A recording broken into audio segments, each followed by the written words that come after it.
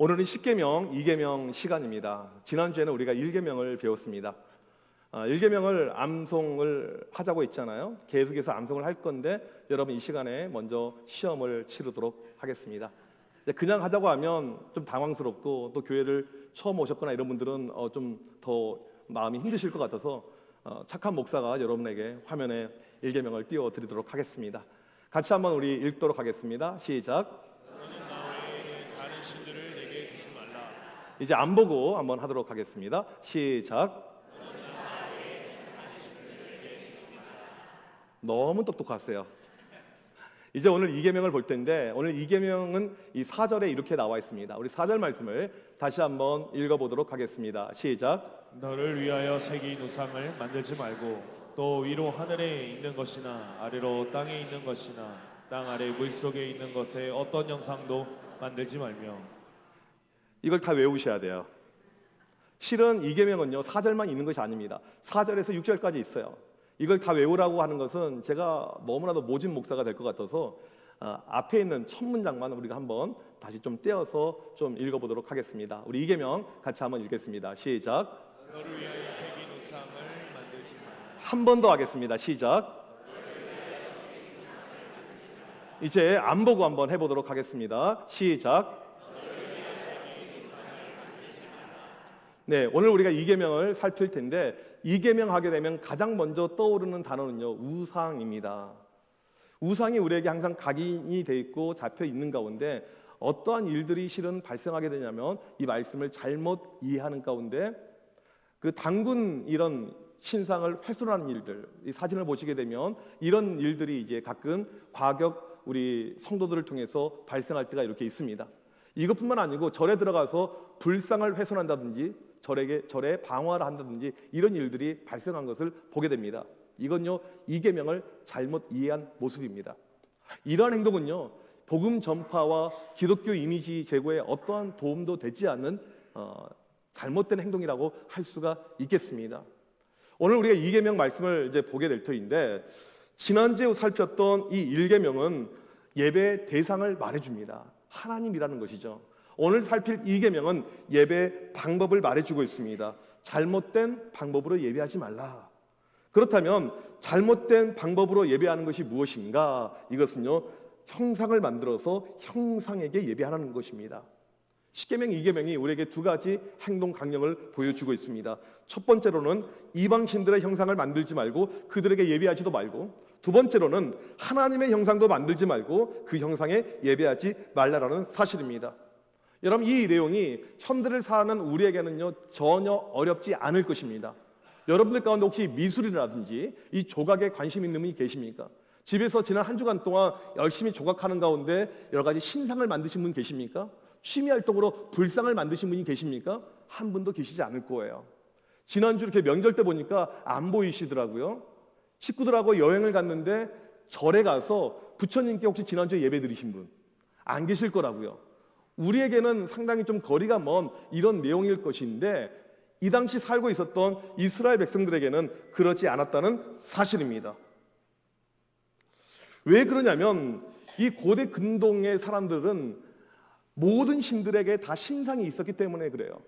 그 시대를 살고 있었던 사람들에게는요 모든 신들을 하게 되면요 전부 다 신상이 다 있었습니다. 화면에 보시게 되면 이 당시 이집트의 신들, 아수르, 바벨론, 가나안 할 것 없이 이 지역 하게 되면 모든 신들은요 전부 다 신상이 있어요. 형상이 있다는 것입니다. 이것은 이들에게 당연한 내용이었습니다. 사람들은요 눈에 보이는 것을 믿지 안 보이는 것은 안 믿으려고 합니다. 제가 이 예배 시간에 여러분들에게 하나님은 살아계십니다라고 이야기를 한마디 하는 것보다 한 번에 기적을 일으키는 것이 훨씬 더 믿음으로 이끄는데 빠를 수가 있어요.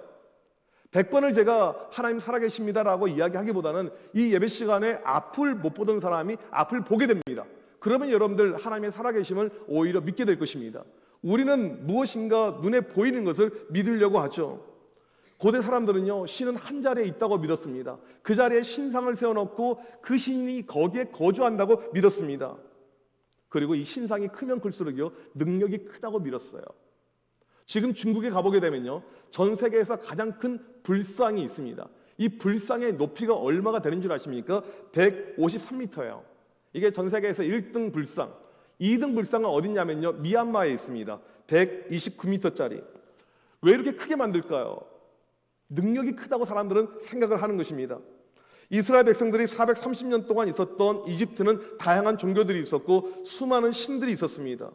그들 조상 때부터 신하게 되면 무조건 신 형상이 있는 거예요. 모습이 있었던 것입니다. 여기에 익숙해져 있었어요. 이게 잘못된 것이거든요. 하나님은 그들의 잘못된 신관을 바꾸려고 지금 애를 쓰고 있는 것입니다. 나는 너희를 창조한 신이고 나는 너희를 애굽에서 이끈 살아있는 하나님이다. 나는 형상으로 존재하지 않는다. 나는 물질로 존재하지 않는다. 나는 다른 신들과 달리 영으로 존재한다. 이것을 우리에게 지금 말씀해 주고 있는 거예요. 그런데 이 사람이 가지고 있는 마음이 어떠냐면요, 잘 안 바뀌어요. 400년 넘게 보이는 신에게 익숙하다가 갑자기 바꾸려고 하니까 안 바뀌는 것입니다. 가끔 교인들 가운데 전에 불교에 계셨다가 오신 분들이 계세요. 불자입니다. 이분들은 이제 교회 와서 예수님을 나의 구주로 고백하고 믿음 가운데 있지만 옛날 습관이 나도 모르게 나올 때가 있어요. 목사를 보면서 인사하는데 나도 모르게 합장을 합니다. 그럴 수가 있어요. 저는 충분히 이해가 돼요. 천주교에서 가톨릭에 있다가 이렇게 오신 분들이 계십니다. 기도합시다 그러게 되면 나도 모르게 이렇게 하는 거예요. 그럴 수가 충분히 있는 것이죠. 이스라엘 백성들의 400년 넘게 만들어졌던 이 신관이 쉽게 안 바뀝니다. 하나님을 여전히 형상으로 만나고 싶은 거예요. 하나님을 눈으로 보길 원합니다. 그렇지만 하나님은 형상으로 존재하지 않아요. 하나님께서 이들 가운데 어떻게 그래서 일을 해주시냐면 출애굽한 다음에 애굽에서 이집트에서 나온 다음에 6개월 동안 기적을 쏟아 부어주십니다. 하나님의 존재를 보여주기 위해서. 먼저 10가지 재앙. 이 이집트 사람들에게는 10가지 재앙으로 고통과 죽음이 임했지만 히브리 사람, 이스라엘 민족에게는 이 모든 것이 피해가게 됩니다. 하나님의 기적을 보여준 것이죠. 마지막에 홍해가 갈라집니다. 이집트의 군인들은 다 물에 빠져 죽었지만 이스라엘 사람들은 한 명도 죽지 않았어요. 가나안 땅에 이제 가기 전에 광야 생활을 하게 되는데 일교차가 너무 심해요. 밤에는 춥고요, 낮에는 더 죽습니다. 하나님이 이 밤에 추울 때는 불기둥을 주셨고요, 낮에 더울 때는 구름 기둥을 만들어 주셨습니다. 먹을 것이 없어요. 만나를 주셨습니다. 고기를 달라고 하니까 메추라기를 주셨어요. 이 모든 기적이 6개월 안에 일어난 기적이에요. 하나님의 살아계심을 그들에게 확실히 보여준 거죠. 그런데 이들이 여전히 뭐라고 이야기하는 줄 아십니까? 하나님 어디 계시냐? 안 보인다 이거예요. 출애굽기 17장 7절 말씀 보게 되면 여호와께서 우리 중에 계신가 안 계신가 이렇게 이야기하고 있습니다. 여전히 형상을 찾아 헤매는 것이 이들의 모습이었습니다.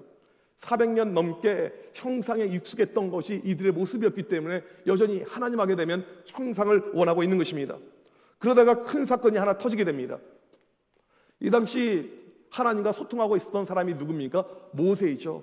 모세는 하나님을 만났고 하나님을 대면했고 하나님과 다이렉트로 대화했던 사람입니다. 이 모세가 십계명을 받기 위해서 시내산에 올라가게 돼요. 그리고는 이스라엘 백성들과 하나님과의 대화가 단절이 된 거예요. 모든 소통은 모세밖에 없었거든요. 모든 창구는 모세였습니다. 심지어 모세의 형 아론도 하나님과 대화해 본 적이 없어요. 근데 이 모세가요, 안 와요. 하루 이틀 한참 지나도 내려오지 않습니다. 이스라엘 백성들이 답답해진 거예요. 하나님 어디 계시냐? 모세는 어디 있느냐? 하나님이 계시면 좀 말씀해 보든지, 답답해 죽겠다라고 끊임없이 이야기하는 가운데 모세의 형 아론을 재촉합니다. 그러자 이 아론도 하나님을 본 적이 없거든요. 백성들에게 금을 달라고 합니다. 금을 모아서 무엇을 만듭니까? 이 송아지를 하나 만들어요. 그리고 이 송아지를 만듭니다. 이 금송아지가 히브리어로 보게 되면 에겔이라는 단어인데 1년차 송아지를 이야기합니다. 힘을 상징하는 존재예요. 너희를 출애굽시킨 능력 있는 존재가 바로 이 존재다. 여러분, 아론은요, 이스라엘 백성들에게 금송아지 우상을 믿어라, 이 금송아지가 우상이니까 믿어야 된다, 그렇게 말한 적이 없어요. 성경에 뭐라고 아론이 말했냐면요, 출애굽기 32장 4절 말씀 다 같이 읽어보도록 하겠습니다. 시작. 이스라엘아, 이는 너희를 애굽 땅에서 인도하여 낸 너희의 신이로다. 뭐라고 이야기했습니까? 이게 하나님이라는 거예요. 이게 하나님이다, 그렇게 이야기했어요. 그리고는 무엇을 했냐면 이날 축복의 날을 선포합니다. 우리가 하나님을 보았으니까 이제 하나님께 예배를 제대로 드려보자. 번제를 드리고 화목제를 드리고 찬양하면서, 정말 우리로 말하면 찬양 집회, 부흥 집회, 뜨거운 집회를 계속해서 연구해요. 얼마나 그날 분위기가 뜨거웠는지 모릅니다. 근데 하나님의 평가가 뭐였는지 아십니까? 그 예배를 싫어하셨을까요? 싫어한 정도가 아니고 이스라엘 백성들이 혐오합니다. 혐오한 정도가 아니고 모세에게 내가 다 죽여버리겠다고 이야기했어요. 하나님은요, 자기를 형상화하는 것을요, 이렇게까지 싫어합니다. 이것은 어떠한 일이 있더라도 안 된다, 불가하다라고 말씀을 하신 것입니다. 그래서 결국 황금송아지를 불태우고 가루가 될 때까지 빻아서 없애버렸습니다. 하나님은 자기를 형상화하는 것, 그 형상에 예배하는 것을 싫어하십니다. 민수기 21장에 보게 되면 이스라엘 백성들이 광야에서 하나님을 원망합니다. 모세도 원망해요. 이것 때문에 우리 여기로 인도하였느냐? 이게 무엇이냐? 먹을 것이 없다, 힘들다, 어렵다, 끊임없이 원망해요. 하나님은 그 원망하는 이스라엘 백성들이 꼴보기가 싫은 거예요. 그리고는 이 광야의 뱀, 불뱀을 일으켜서 쉽게 말하면 코브라를 만들어서 물게 합니다. 백성들이 죽어가요. 여기서 저기서 독이 퍼져가면서 죽어갑니다. 살려달라고 애원을 하죠. 그때 이 모세가 하나님께 중보기도합니다. 하나님, 백성들 불쌍히 여겨 주옵소서, 살려주세요. 그때 하나님께서 놋뱀을 만들어라, 그리고 장대 위에 매달려라, 그것을 보는 자는 살게 될 것이다 라고 이야기해요. 그리고 실제로 그 놋뱀을 본 자들이 살아나게 됩니다. 근데 문제는 여기서부터였어요. 그 놋뱀 앞에서 사람들이 예배를 드리기 시작하는 것입니다. 놋뱀 앞에서 기도를 하는 거예요. 1년, 2년이 아니고 100년 넘게, 수백 년 동안 계속해서 이 풍습이 이어지게 됩니다. 나중에 믿음의 왕이었던 히스기야 때 모든 우상을 없애는 가운데 그 놋뱀, 누스단이라고 하죠, 이것을 부셔버리고 없애버립니다. 이것은 우상이다. 하나님은 형상화해서 만드는 것, 거기에 예배하는 것을 그렇게 싫어한다는 것입니다. 하나님의 신이 아닌 것을 신처럼 예배하는 것, 우상에게 예배하는 것을 싫어하십니다. 동시에 자기를 형상화하는 것도 반대하십니다. 형상화를 싫어해요. 왜 하나님이 자기를 형상화하는 것을 싫어할까요? 하나님 자체가 왜곡이 되기 때문이라는 것입니다. 하나님이 왜곡이 되는 거예요. 이러한 모습을 가지고, 이런 어떤 형태를 가지고 하나님이 그런 분이 아닌데 왜곡이 되는 것을 원치 않다는 것입니다. 하나님께서 형상화를 반대하는 이유 세 가지가 있습니다. 첫 번째로는 하나님의 자율성을 제한하기 때문입니다. 하나님은요, 우리가 어떻게 할 수 있는 분이 아닙니다. 모양도 행동도 능력도 우리가 어떻게 임의로 묘사할 수가 없어요. 성경에서 하나님을 어떻게 이야기합니까? 스스로 계시는 분이라고 이야기합니다. 형상을 만드는 그 순간에 하나님의 자율성이 훼손이 되어버려요. 자유롭게 하나님 하고 싶은 대로 자기가 원하는 백성을 선택하시고 구원하시고 능력을 베푸셨던 하나님의 자율성을 훼손하기 때문에 이 형상을 반대합니다. 두 번째로 하나님의 영광을 제한하기 때문에 그렇습니다. 하나님 반드시 영광을 받으셔야 될 존재예요. 그런데 하늘에 있는 것, 땅에 있는 것, 땅 속에 있는 것, 어떠한 것도 하나님의 영광을 표현할 수가 없습니다. 만들어 놓은 것 그것 가지고 그것으로 하나님의 능력과 영광을 온전히 이야기할 수가 없어요. 형상을 만드는 순간에 하나님의 영광이 사라지게 됩니다. 세 번째로 하나님은 초월적인 존재이기 때문에 그렇습니다. 형상을 만들면 초월성의 제한이 만들어지게 됩니다. 이방에 있는 신들처럼 어떤 지역 위에 거기에 높이 있는 신상, 그 지역에 있는 그런 신이 아닌 모든 지역을 뛰어넘는 초월하시는 분이라는 것입니다. 한 공간에 멈춰져 있는 분이 아니고 초월하신 분이에요. 이스라엘 백성들에게 이렇게 말씀하시는 것입니다. 나는 애굽에서도 너희와 함께 있던 하나님이고 지금 너희가 가고 있는 이 광야에서도 너희와 함께하고 있고 앞으로 너희가 들어갈 땅 가나안에서도 너희와 함께할 것이다. 어떤 지역에 국한된 하나님이 아닌 초월해서 시간과 공간을 초월해서 역사하신 하나님이다. 이것을 지금 분명하게 보여주고 있는 사실입니다. 하나님은 자기를 형상화하는 것, 또 다른 신상을 만드는 것을 그렇게 싫어하는데 사람들은요, 정말 신기한 것은요, 하지 말라는 걸 더 해요. 여러분도 그렇죠? 하지 말라는 걸 더 하고 싶잖아요. 이게 사람의 어떤 마음인 것 같아요. 왜 자꾸 형상을 만들까요? 왜 자꾸 하나님을 비주얼화 시키려고 할까요? 여기에 따른 정답이 오늘 4절 말씀에 잘 나와 있습니다. 2절 이계명의 시작이 이 4절에 이렇게 나와 있어요. 너를 위하여. 실은 이계명에서 가장 중요한 이 문구는요, 이거예요. 너를 위하여. 여러분, 오늘 설교가 끝난 다음에 다른 것은 다 잊어도 상관없습니다. 이것은 반드시 기억해야 돼요. 이계명의 핵심은요, 다른 것이 아니고 너를 위하여입니다. 사람들이 우상을 만들고 형상화 자꾸 하려고 하는 이유가요, 바로 나를 위해서라는 것입니다. 내가 어떤 신을 만들고 이 신을 형상화하잖아요. 우리 가운데 안정감이 와요. 보이지 않는 것보다 보이는 것이 있을 때 훨씬 더 안정감이 옵니다. 여러분 주일날 교회 와서 예배 드리게 되면 마음에 평안함이 올 것입니다. 안정감이 있어요. 왜 그럽니까? 하나님이 여기 계신다고 믿기 때문에 그렇죠. 사람들은 형상을 만들어 놓으면요, 이 안정감이 더 커지게 됩니다. 그 앞에서 예배를 드리게 되면요, 그 앞에서 절을 하게 되면요, 정말 마음 가운데 내가 무엇인가 성취했다라는 그런 확신이 들게 돼요. 자꾸 자기 자신을 위해서, 자기 자신의 안정을 위해서 사람들은 이렇게 형상화를 하고 있다는 것입니다. 우리가 기억해야 될 중요한 것은요, 예배는요, 나를 위한 행위가 아니라는 사실입니다. 정확하게 따져서 말씀드리자면 우리가 이 예배를 복받기 위해서 드려서는 안 돼요. 은혜 받기 위해서 예배를 드리는 것도 아닙니다. 기독교와 다른 종교의 차이가 무엇이냐면 다른 종교는 인간의 무엇인가를 채우기 위한 종교예요. 하지만 우리 개신교, 우리 기독교는요, 그것이 아니고 하나님만을 바라보는 종교입니다. 우리의 예배는요, 오직 전능하신 하나님만을 바라보는 것, 하나님만을 위하는 것이 우리의 예배라는 것이죠. 따라서 우리가 예배를 드릴 때 무엇을 바라서는 안 돼요. 하나님 은혜를 주세요. 하나님 축복해 주세요. 내 마음에 평안을 주세요. 믿음이 없을 때는요, 그런 기도 하실 수 있어요. 그거 했다고 제가 정죄하거나 그러지 않습니다. 하지만 우리가 좀 믿음이 올라가게 되면요, 그런 모습은요, 그런 기도는요, 잘못된 것이죠. 우리의 예배 행위가 하나님의 기쁨이 되고 하나님의 영광이 되잖아요. 그러면 하나님께서 선물로 주는 것이 무엇이냐면 은혜예요. 오직 하나님을 바라보고 우리가 온전히 예배 드릴 때 그때 선물로 주는 것이 축복이고 평안함인 것이죠. 순서가 바뀌어서는 안 된다는 것입니다. 하지만 죄악된 본능을 가지고 있는 우리는요, 여전히 형상화가 좋습니다. 뭐가 그림이 있어야지 좋아요. 그냥 안 보이는 하나님보다는 보이는 하나님이 여전히 우리 가운데 평안함으로 다가올 때가 많이 있습니다. 집이나 가게나 이렇게 가보게 되면 해바라기 액자 이것을 볼 때가 이렇게 있어요. 사람들이 이것을 왜 많이 걸어놓습니까? 해바라기가 상징하는 것이 있어요. 운입니다. 물질입니다. 돈입니다. 이것을 걸어놓으면 이것이 막 들어온다고 해요. 사람들이 걸어놔요. 그냥 나는 물질을 원합니다. 돈이 왔으면 좋겠습니다라고 그냥 마음속으로 되새길 수도 있는데 굳이 우리가 저것을 붙여놓는 이유가 있습니다. 무엇입니까? 형상화할 때 훨씬 더 안정감이 있거든요. 집에 있는 분들 떼시길 바랍니다. 하나님이 싫어하세요. 그냥 말씀을 붙여놓으세요. 말씀이 훨씬 더 나아요.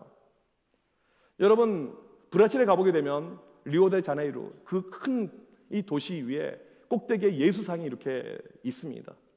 이걸 볼 때 우리가 영화나 다큐나 유튜브에서 이걸 볼 때 어떤 마음이 드냐면요, 와, 이 도시는 예수님이 지켜주시는구나, 예수님의 은혜가 임하는구나, 예수님의 축복이 임하는구나. 예수님의 상이 있는 것과 없는 것의 차이는요, 사람들 마음에 오는 안정감에서는요 완전히 다릅니다. 그래서 한국 기독교에서 어떤 집단에서 전 세계에서 가장 큰 예수상 만들자라는 정신 나간 소리를 한 적이 있어요. 이게 바로 나를 위해서 우리가 만들고 있다는 사실입니다. 우리가 드리는 예배는 너를 위해서로 가면 안 됩니다. 나를 위해서 가면 안 되는 거예요. 내가 은혜 받고 내가 행복하고 내가 잘 되기 위한 예배가 아니라는 것이죠. 예배의 핵심은요, 내 심령의 채워짐이 아니고 내 만족이 아니고요, 우리의 예배의 목적은요, 오직 하나님의 영광입니다. 나를 위하여, 이것이 우리 가운데 자꾸 작동이 되게 되면요, 예배가 왜곡이 되는 거예요. 10계명, 2계명이 무너지게 되는 것입니다. 우리의 영혼은요 망가지게 될 수가 있어요. 오늘 우리 호산나 찬양대 찬양 너무너무 좋았어요. 제 기준에서는 100점 만점에 100점. 약간 제 기준이에요. 근데 우리가 이제 잘 알아야 될 것은 무엇이냐면 이 찬양을 할 때 나를 위해서 찬양하면 안 되는 거죠. 믿음이 없을 때는 나를 위해서 해요. 이 찬양 노래가 좋아서. 하지만 우리가 믿음이 올라가면 나를 위해서 하면 안 되는 것입니다. 교회에서 여러 가지 봉사도 합니다. 나를 위해서 봉사하잖아요. 내 만족과 내 열정을 채우기 위해서 하잖아요. 반드시 시험이 오게 돼요. 나를 위한 것을 끊어버리잖아요. 그러면 누구든지 시험이 오는 것이죠. 나를 위해서 이것은 우리가 철저히 배제해야 됩니다. 하지만 우리 안에 안정감에 대한 욕구는 계속해서 올라옵니다. 무엇인가 계속해서 삶이 불안하니까 채우기를 원해요. 종교가 왜 이렇게 많습니까? 사람의 안정감을 주거든요. 이 종교에 가도 안정감, 저기도 가도 안정감. 그래서 과거에 이 교회 가운데요, 사람들을 채우기 위해서, 사람들의 마음에 안정을 주기 위해서 교회가 무엇을 했냐면 여러 가지 상들을 교회 안에 만들어 놨습니다. 여기 가도 상들이 있고 저기 가도 여러 가지 상이 있고, 이것을 보면서 사람들이 안정감을 얻었어요. 거기서 예배하고 거기서 기도했던 것이 중세 교회의 일반적인 풍습이었습니다. 그러다가 1552년을 기점으로 우상 파괴 작업을 하게 됩니다.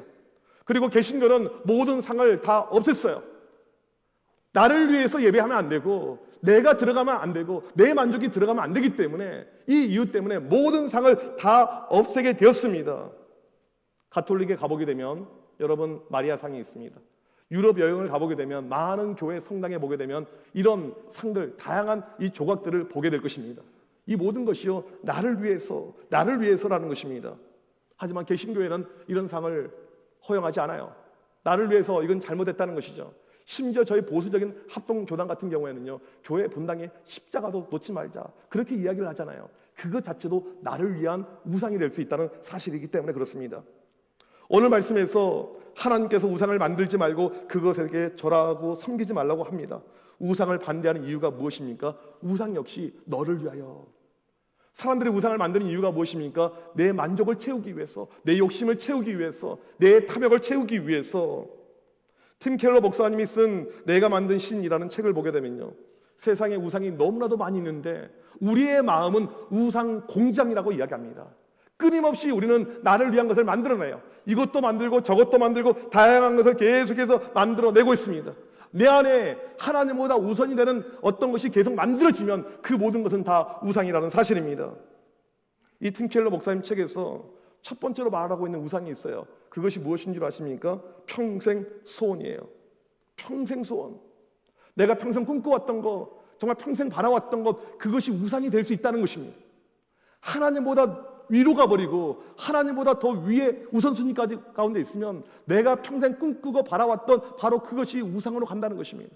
지금 내 자아 안에, 내 내면 안에 하나님보다 먼저 된 어떤 것이 있으면 이것은 무조건 우상이라는 것입니다. 아브라함의 평생의 소원은요, 자식이었습니다. 자식 하나 얻는 것이 평생의 소원이었습니다. 나이가 먹어가는데 자식이 없어요. 나이가 먹어가는데 자기는 부자고 자기는 족장이고 많은 것을 소유하고 있는데 물려줄 사람이 없습니다. 그런데 하나님께서 기적 가운데 100세의 아들을 주시죠. 그런데 이 아들이 잘 자라다가 갑자기 사춘기가 왔는데 그때 하나님께서 명령합니다. 네 아들 죽여서 나에게 바쳐라. 그러니까 사춘기라고 죽이라는 것은 아니에요. 그때쯤에 하나님의 명령이 찾아왔어요. 상당히 좀 엄마들은 많이 공감이 되실 거예요. 죽여서 바쳐라. 100세의 아들은 하나밖에 없는 아들입니다. 그걸 어떻게 죽여요? 어떻게 바칩니까? 말도 안 되는 명령이죠. 하나님께서 그 순간에 아브라함을 테스트하는 것입니다. 아들이 우상인지 아닌지를 테스트하는 거예요. 그 아들이 너를 위한 아들인지 나를 위한 아들인지 한번 시험해보자 이것이죠. 여러분, 자녀가 얼마나 우리에게 귀하고 소중한 존재입니까? 요즘같이 자녀가 없는 시절 가정에 1명, 많아봤자 2명, 근데 저희 교회는 감사하게 3명이 많아요. 얼마나 감사한지 몰라요. 이 자녀가 얼마나 귀합니까? 그런데 이 자녀가 하나님보다 먼저 한 발자국 위에 있으면 그 자체는 우리는 우상이라고 하는 것입니다. 여러분의 이 가정에 있는 이 자녀들, 내가 이 자녀들의 행복, 이 자녀들 바라볼 때 이 자녀들을 키우는 것이 내 행복과 내 기쁨과 내 만족 여기에 멈춰져 있다면 이미 자식은 우상이고요, 여러분은 우상을 숭배하고 있다는 사실입니다. 자녀가 존재하는 목적은요, 하나님이어야만 해요. 하나님의 기쁨, 하나님의 영광, 하나님의 나라, 하나님의 축복, 이걸 끊임없이 우리가 노력하고 힘쓰고 가야지만이 자녀 후상을 막을 수가 있다는 것입니다. 우리는 나를 위해서 집중 투자하고 나를 위해서 그렇게 열심히 위해라고 살고 또 자녀에게 그렇게 투자하고 우리의 예배도 나를 위하여 모든 것이 나를 위하여, 우리의 삶의 모습과 예배와 모든 것이 나를 위하여 맞춰져 나갈 때 어떠한 결과가 우리 가운데 있는가? 우리는 나를 위하여 하게 되면 좋아야 되잖아요. 결과가요, 풍성해야 되잖아요. 그런데 오늘 말씀 5절에 이런 결과를 우리에게 약속을 하고 있습니다. 같이 읽겠습니다. 시작. 그것들에게 절하지 말며 그것들을 섬기지 말라. 나 내 하나님 여호와는 질투하는 하나님인즉 나를 미워하는 자의 죄를 갚되 아버지로부터 아들에게로 3, 4대까지 이르게 하거니와. 좋지 않은 결과가 나타나죠. 우리 하나님을 가리켜서 질투하는 하나님이다라고 이야기합니다. 싫어하는데 몹시 많이 싫어한다는 그런 뜻이죠. 어떠한 것도 하나님보다 먼저 갈 수가 없어요. 하나님보다 우선이 되는 것이 없습니다.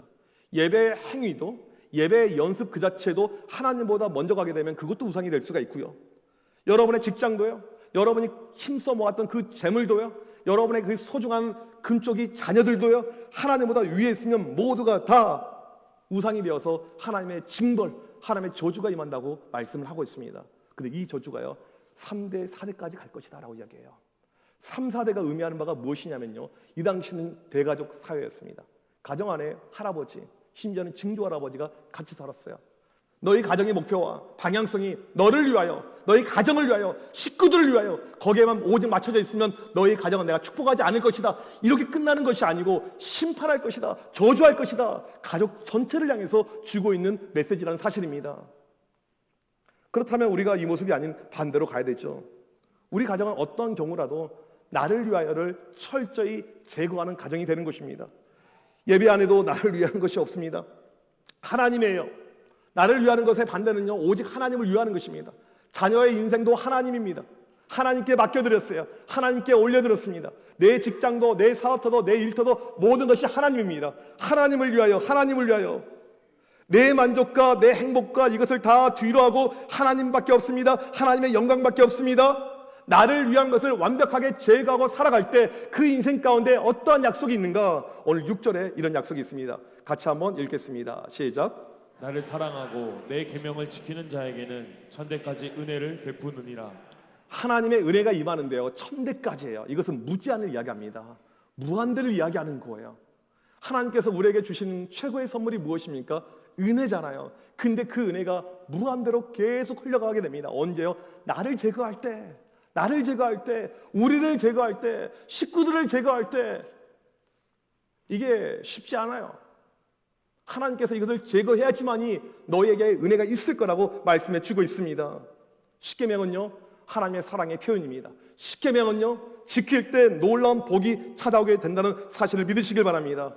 오늘 이 계명 말씀을 잘 기억하십시오. 우리에게 필요한 것은 무엇입니까? 나를 지우는 것입니다. 사도 바울이 신약에서 뭐라고 이야기합니까? 나는 날마다 죽노라라고 이야기하죠. 나는 날마다 죽노라. 이것이 나를 지우는 행위예요. 자녀를 키울 때 내 뜻대로 키울 수가 있습니까? 부모를 죽여야 되죠.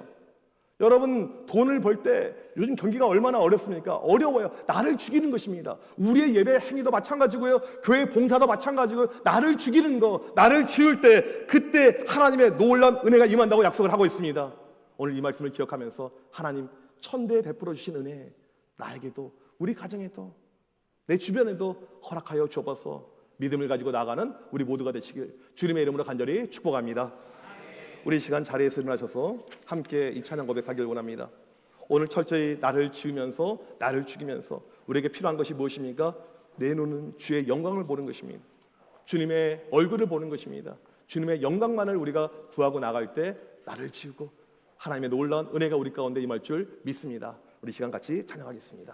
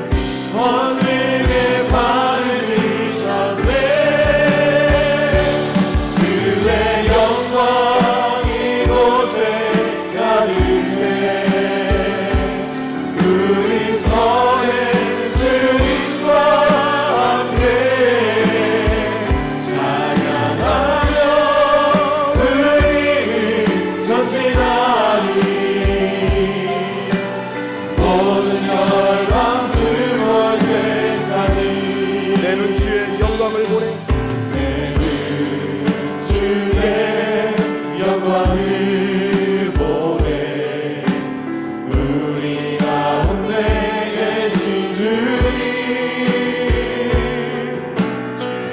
빛난 영광 온 하늘 덮고 그 찬송으로 다 가득해 내는 주의 영광을 보내 찬송 가운데 서신 주님의 얼굴을 온 세상 향하네 권능의 발을 전해 주의 영광 이곳에 가득해 우리 선에 주님과 함께 찬양하며 우리를 전진하리 모든 열방 주볼 때까지 예루살렘아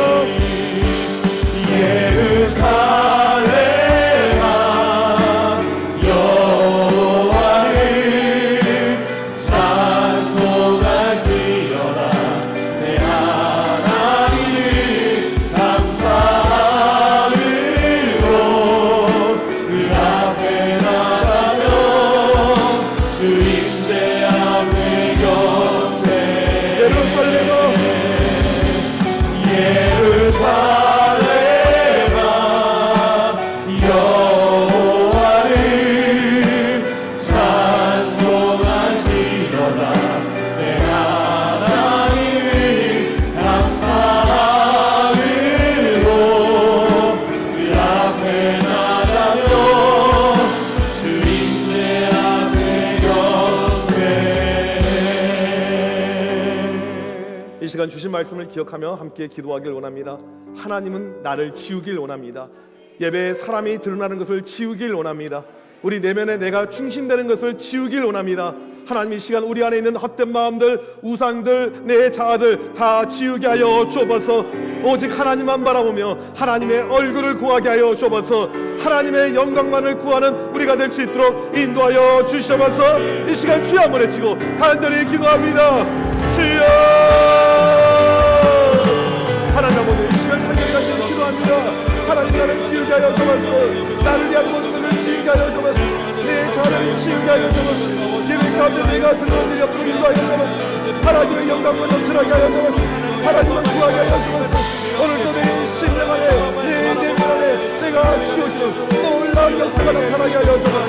간절히 기도할 때 주의 놀라운 말미암아 나를 완전히 지워주시옵소서. 주를 바라보게 하여 주옵소서. 주만 주의하고 주만 의지하게 하여 주옵소서. 영적인 무대에 연합서 주님의 영광만을 바라보게 하여 주옵소서. 하나님 시간 간절히 기도할 때 주님의 영광에 놀라운 역사가 나타나게 하여 주옵소서. 주님의 영광에 놀라운 일을 되게 하여 주옵소서. 주의 놀라운 영광으로 은혜로 달려나가는 우리가 되게 하여 주옵소서. 간절히 기도할 때 오직 주를 바라보고 주의 모습을 되게 하여 주옵소서. 주를 바라보게 하여 주옵소서. 주의 놀라운 영광이 나타나게 하여 주옵소서. 그런 예배가 되게 하여 주옵소서. 그런 우리 삶을 위하여 내 인생을 나를 지우는 소리 하여 주님 앞에 나를 지우게 하여 나를 세워라 주게 하여 오직 주를 바라보고 주님의 영광을 나타나게 하여 주님의 영광이 놀라게 하여 주님을 바라보고 이름을 나타나게 하여 주여 이름을 함께 하여 우리의 신들 붙잡아 주를 바라보고 주님 앞에 나가서 우리의 영혼을 채우시고 주님으로 채우시라고 채워주시고 놀라게 하나님과 신선을 우리의 영혼을 주권되게 저는 함께할 수 없사 주님으로 주님으로